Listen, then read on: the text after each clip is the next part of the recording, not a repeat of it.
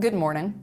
I'm the Reverend Jennifer Brower, and along with my colleagues, the Reverend Dr. Natalie Fenimore and the Reverend Jay Brooks, I serve the Unitarian Universalist congregation at Shelter Rock, located in Manhasset, New York.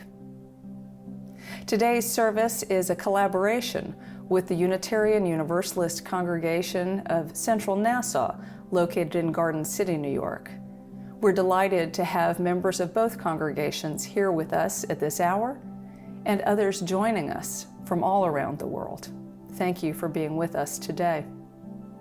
Immediately after our collaborative worship service, we have a virtual coffee hour, a Zoom coffee hour, and we hope that everyone will attend. The link for the Zoom meeting is available on our website, which is UUCSR.org. You'll find there on our calendar a link to the virtual coffee hour. That happens at noon. At 1 o'clock today, we have a family service led by our religious education program. You'll find a Zoom link for that as well on the same website for the Unitarian Universalist congregation at Shelter Rock, UUCSR.org. This is the time of year when members of the Unitarian Universalist congregation at Shelter Rock renew their commitment to membership and make a pledge to our annual giving campaign. Here's a word from member Ami Bolodkar about her family's connection to Shelter Rock. Hello, my name is Ami Bolodkar, and together with my husband Moin and our 7-year-old son Salil, we have been members of the UUCSR congregation for the last several years. After having gone through a serious illness several years ago, I was yearning and searching for a place that we could call our spiritual home.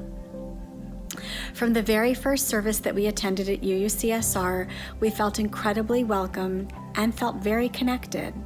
Since that time, our son has been involved in the religious education program and has also been singing with the youth choir. My husband and I have attended services every Sunday and also have participated in teaching part of the religious education program. And during these pandemic times, the congregation has been such a grounding force for us, keeping us connected with the weekly Sunday services online, and more importantly for our son, where he's also connected to the religious education program and to the virtual choir. This congregation has brought us so much joy week after week and has given our lives a deeper purpose and sense of meaning. We look forward to participating in the congregation and growing in this congregation and supporting it with our pledge and membership for many years to come. Thank you. Although it hardly needs to be said, this has been a profoundly difficult 7 months.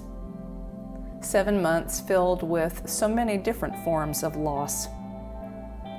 And at this darkening time of the year, our thoughts naturally turn to the shifting of seasons, to life retreating, to those no longer with us.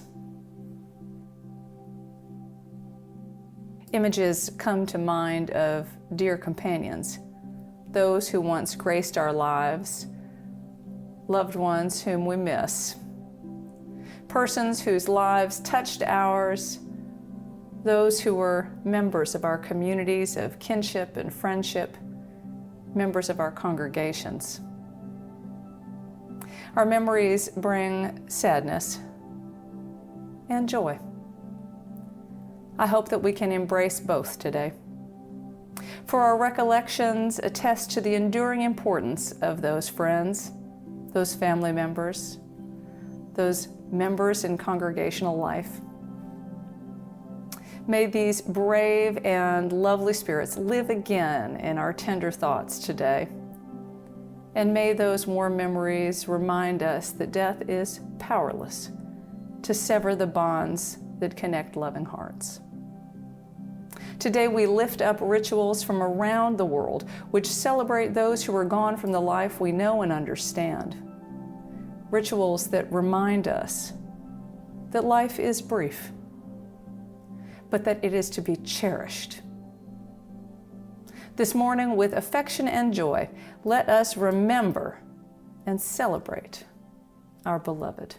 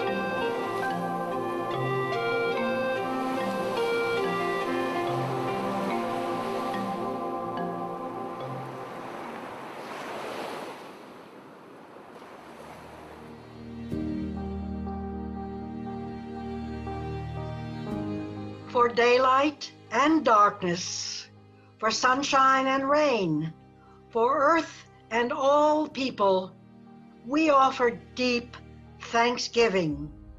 For all things bright and beautiful, for all things wise and wonderful, for all creatures great and small, we offer endless praise.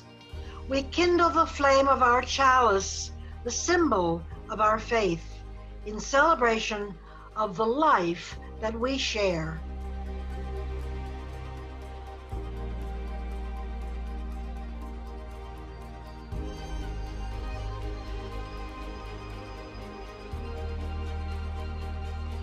The peace candle lighting is a tradition at the Garden City congregation, and like any prayer that we speak, we know that prayer can change the world, but prayer can certainly change us.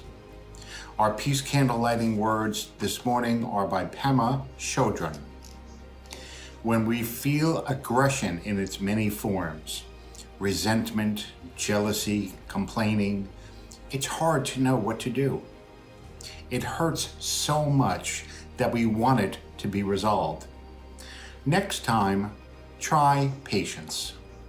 Patience is a way to develop fearlessness, to contact the seeds of war and the seeds of peace, and decide which ones we want to nurture.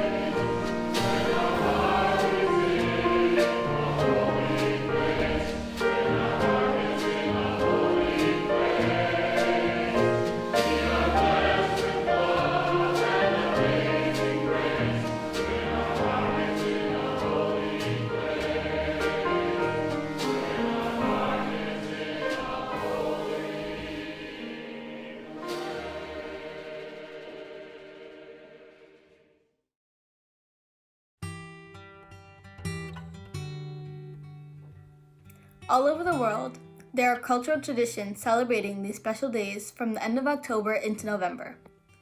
It is fascinating that all over the world and across a span of time, human beings have set apart special days when it is believed that the boundary between the world of the living and the world of the dead is thin or falls away, when it is believed that our departed loved ones walk among us. Although the tone and festivities of each culture's rituals vary, these special days tell us something about a basic human need: the need of all people to remember our loved ones into life by sharing our memories. Originating in ancient Europe as a Celtic fire festival, Samhain is now celebrated worldwide. In the Northern Hemisphere, many pagans celebrate Samhain from sundown on October 31st through November 1st. 1,500 years ago, with the growth and spread of Christianity throughout Europe, Samhain time took on Christian names and guises. All Saints' Day, or All Hallows, on November 1st commemorated Christian saints and martyrs. All Souls' Day on November 2nd was a remembrance for all souls of the dead. These Days of the Dead are celebrated in Christian communities worldwide and generally include visits to cemeteries with flowers and candles, which may remind us of another observance. There is Dia de los Muertos. With the coming of Christian Spaniards to Mexico, the indigenous customs of honoring the dead at this time of year mixed with Roman Catholicism and gave birth to the Day of the Dead, Dia de los Muertos, in early November. Our time for all ages is about Dia de los Muertos, so we will learn about that holy and joyful observance later on. Now, skeletons are typically seen as house decorations and worn as costumes to remind us of those we lost and the ethereal connection between the worlds of the living and the dead. Another holiday displays these skeletal reminders liberally. Halloween, short for All Hallows Eve, is celebrated on or around October 31st. Although occurring at the same time of year and having roots in end-of-year harvest celebrations of ancient past, Halloween and Samhain are not the same, but two separate holidays that differ in focus and practice. Halloween is a secular folk holiday, which took from Samhain the carving of gourd lanterns and dressing up or disguising oneself and going from house to house receiving offerings. Though Halloween grew out of Samhain, Samhain and its related Christian holiday counterparts are religious in focus and spirituality. Today's pagan Samhain rites honoring of the dead, while somber, are held in private rather than in public. In Chinese culture, there is an entire month called Ghost Month, in which the ghosts and spirits of the deceased are believed to come out from the other realm. During this month, the gates of the afterlife are opened up, and ghosts are free to roam the earth, where they seek food and entertainment. Buddhist and Taoist ceremonies are performed to help the ghosts who've yet to transition, and feasts are held in their honor as well to satisfy them. For both Taoists and Buddhists, this is seen as a solemn festival. This practice is recognized in China, Taiwan, Singapore, and other parts of Asia. A similar festival is held in Japan for 3 days and is known as the Bon Festival. In Cambodia, there is a time when the gates of the afterlife open up and the souls walk amongst the living. Monks chant overnight without sleeping as a prelude to the gates opening. Food offerings are made, and people generally dress in all white as a symbol of mourning. In South Korea, and to a lesser degree in North Korea, there is a 3-day fall harvest festival when Koreans visit the graves of their ancestors to pay their respects and clean the graves. In Nepal, there is Jatra, a Hindu tradition known as the Festival of Cows. As cows are considered to be holy and help guide the recently deceased, during this festival, cows, or children dressed as cows, are walked in a procession throughout towns to help family members who have lost a significant person in the last year. Jatra, although a lighthearted celebration of death, is meant to help people accept death as a reality of life and to care for those who have died. Like these and so many other such observances, today we join in celebrating the lives of those we have known and loved. Today, with affection and joy, let us remember and celebrate the lives of our beloved dead.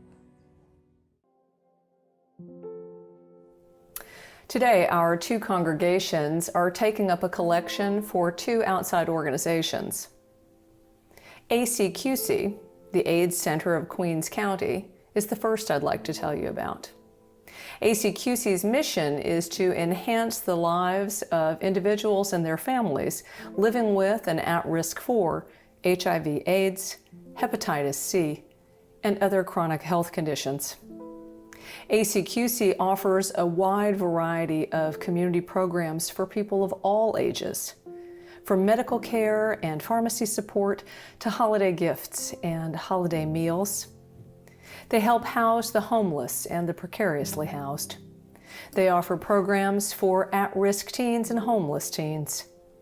And they are collecting now for those in need of warm clothing for the cold weather. The second organization that I'd like to tell you about is the NOSH program of the North Shore Soup Kitchen. The NOSH program was created in March of this year when it became apparent that the North Shore Soup Kitchen, like all of those around the world, would not be able to continue operating as it has for so many years because of COVID-19. The NOSH program was created to deliver food to the homes of individuals and families who are suffering from food scarcity. Each week, 360 emergency meal kits are sent to homes in Bayville, Laddington, Locust Valley, Glen Cove, Glen Head, and Seacliff, communities where we would like to believe there is no food scarcity. Friends, the needs are many. They've always been many, and they are greater than ever this year. We hope that you'll please give generously to these two organizations. The information for making your donation will be on the screen shortly. Thank you for your contributions. They are much needed and much appreciated.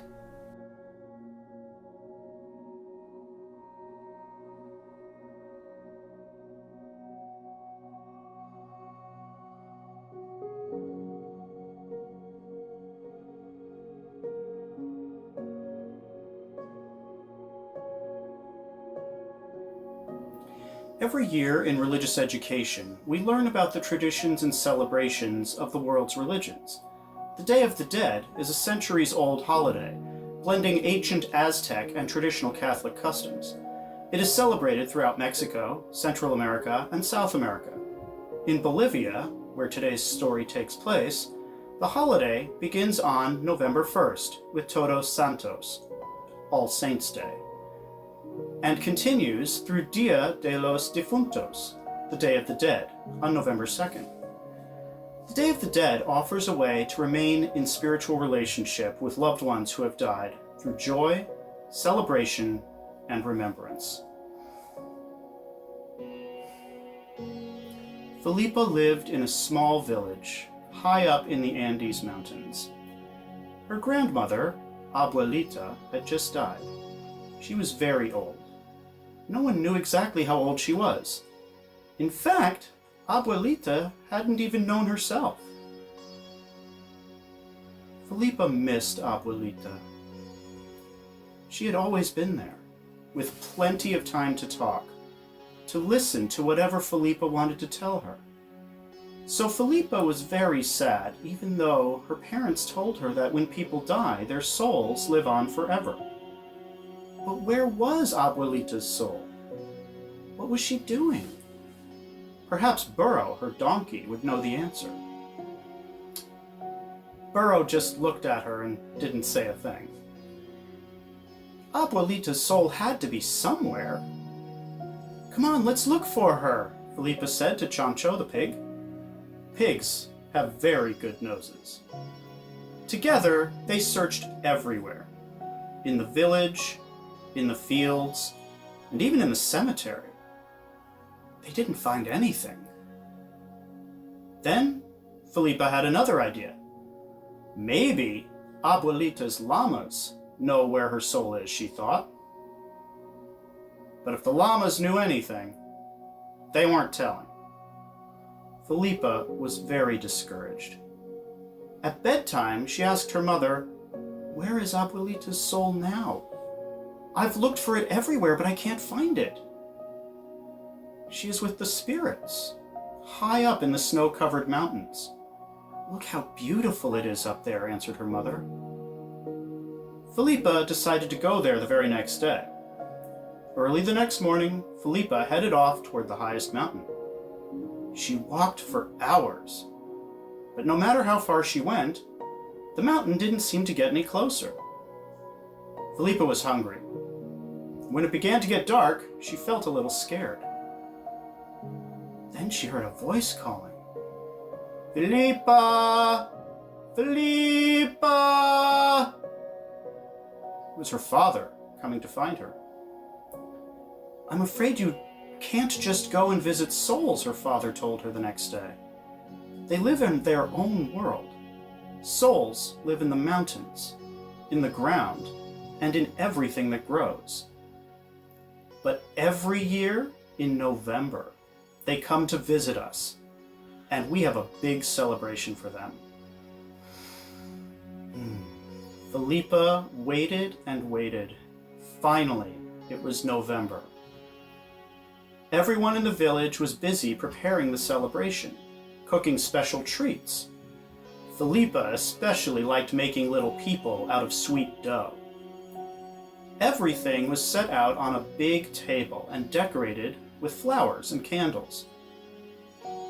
Who is going to eat all this food? Wondered Felipa. Then she realized that the souls would have come from far away and would be hungry and thirsty when they arrived. The village celebrated with the souls for one whole day and one whole night. The streets were filled with laughter and music and wonderful things to eat. And the next morning, they brought everything up to the cemetery. Everyone helped decorate the graves with flowers, candles, and food. Felipa liked the celebration at the cemetery best of all. She felt very close to Abuelita there. Felipa and her parents shared memories of Abuelita, and Felipa could talk to her again, just like she had before. At the end of the day, Felipa felt a little sad, for she knew that Abuelita could not stay with her. All the souls had to go back to their world. But she was hopeful too. "Adios, Abuelita," she said softly. "Until next year, on the Day of the Dead." Has anyone ever written anything for you? In all your darkest hours, have you ever heard me sing? Listen to me now. You know I'd rather be alone than be without you, don't you know?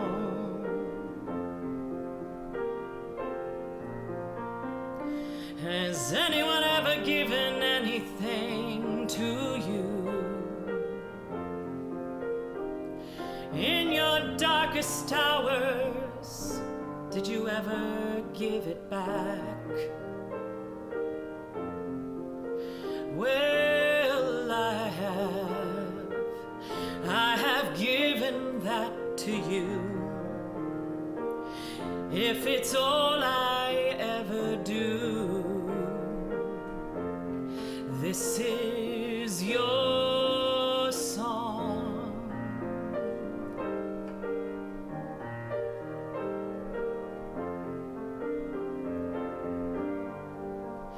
And the rain comes down.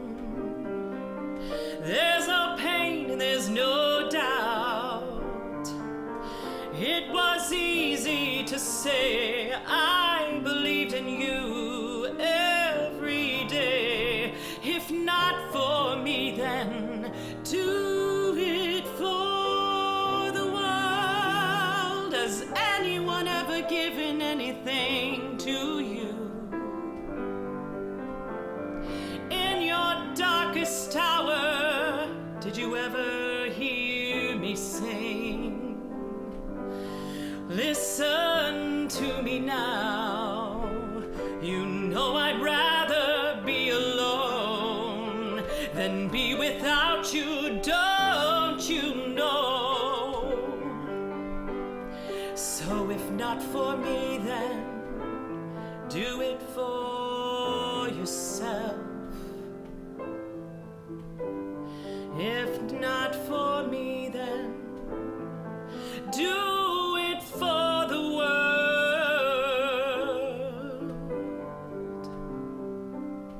Ooh.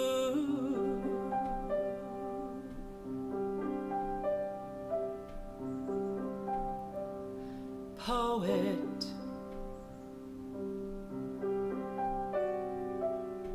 priest of nothing,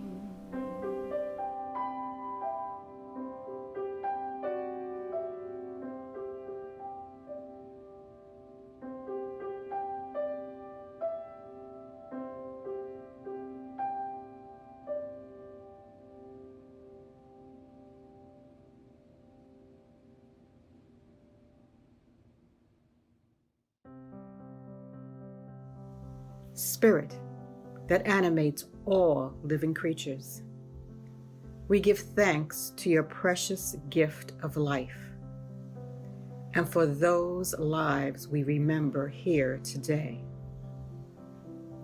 and for those who are held in silence.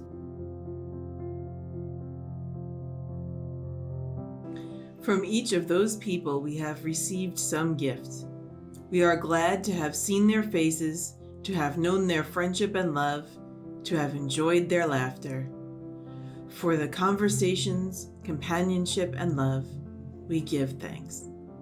At this hour, may we also give thanks for those people who have yet to come into our lives, who will make their mark upon us. It is a marvel that even after we have felt the sharp sting of grief, we can still open our hearts again and again to new people and new relationships. We give thanks for the resilient and expansive human spirit. In the name of all that is holy, Amen.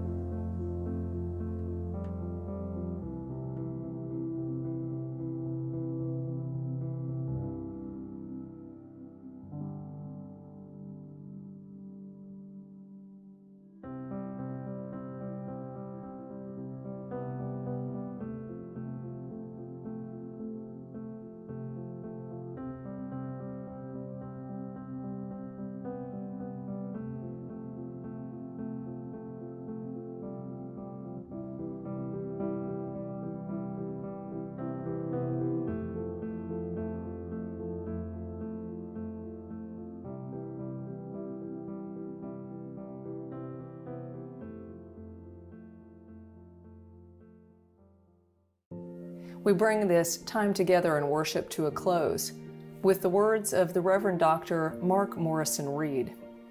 These are his words. We are all dying, our lives always moving toward completion.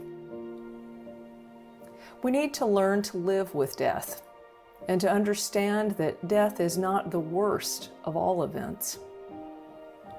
We need to fear not death, but life, empty lives, loveless lives, lives that do not build upon the gifts that each of us have been given, lives that are like living deaths, lives which we never take the time to savor and appreciate, lives in which we never pause to breathe deeply. What we need to fear is not death, but squandering the lives we have been miraculously given. So let me die laughing, savoring one of life's crazy moments. Let me die holding the hand of one I love and recalling that I tried to love and was loved in return. Let me die remembering that life has been good and that I did what I could. But today, just remind me that I am dying so that I can live, savor, and love with all of my heart. So may it be for each of us. Thank you for joining us today.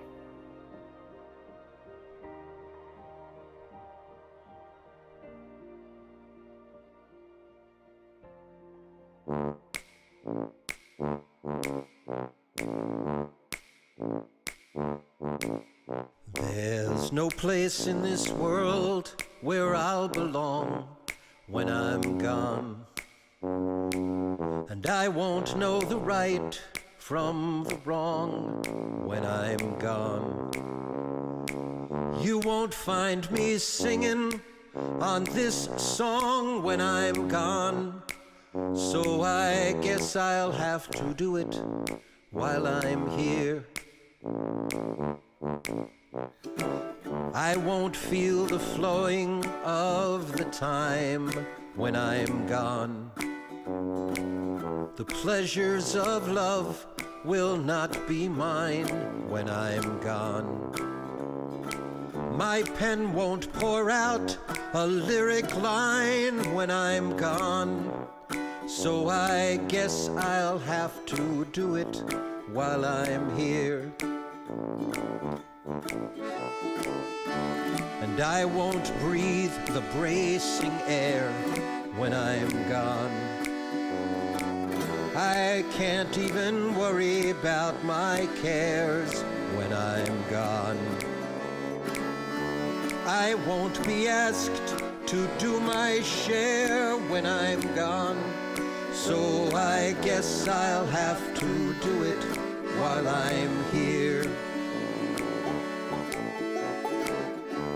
And I won't be running from the rain when I'm gone. I can't even suffer from the pain when I'm gone.